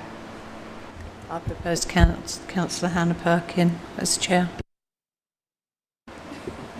Wow, that's a bit of a surprise for me. I'm happy to do it. Happy to chair. Thank you. So that's proposed by Councillor Harrison, seconded by Councillor Watson. All those in favour? Any against? Any abstentions? Thank you very much. Do we have any nominations for vice chair, please? I nominate myself. I was going to nominate you, but I'm glad you've nominated yourself. So I'm very happy to second Councillor Harrison as Vice Chair. Any other nominations? All those in favour? That's unanimous. Thank you very much, members. Can we please invite Councillor Martin back into the room?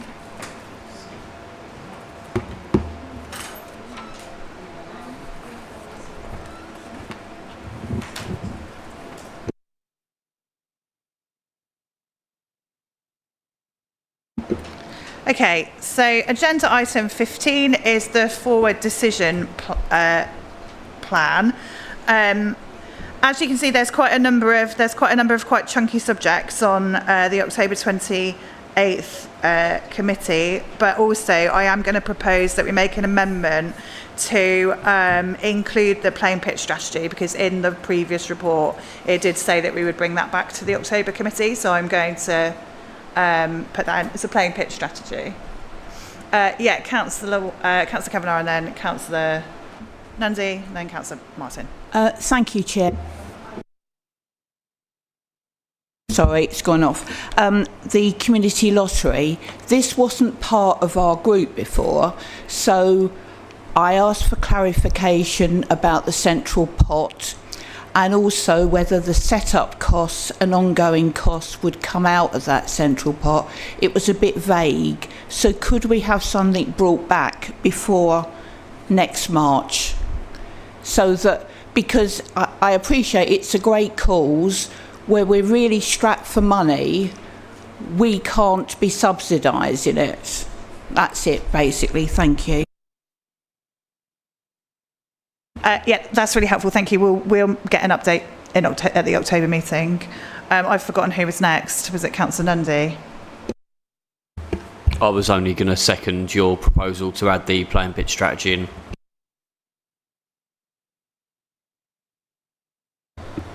Just to be that one, and having had some questions from residents. Back when I was Cabinet, we used to get a report on the affordable housing delivery with a breakdown on the areas, the sizes, the tenures, about once a year.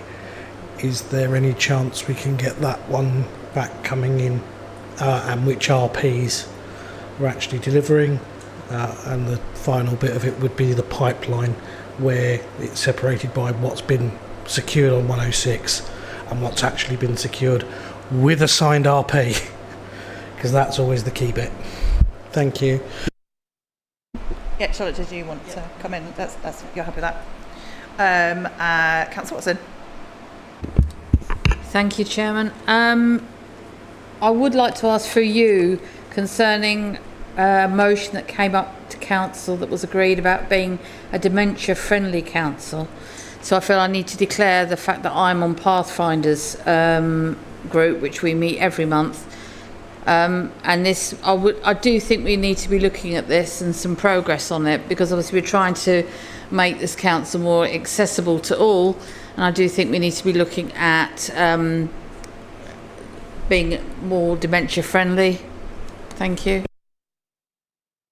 Yeah, thanks, Councillor Watson. I think there's been some really positive work on that in the council, and it would be nice to be able to talk about that publicly. I completely agree. In the original motion, which I think I proposed, I think we had a commitment actually to do a report back during Alzheimer's Awareness Month, which I think is in October.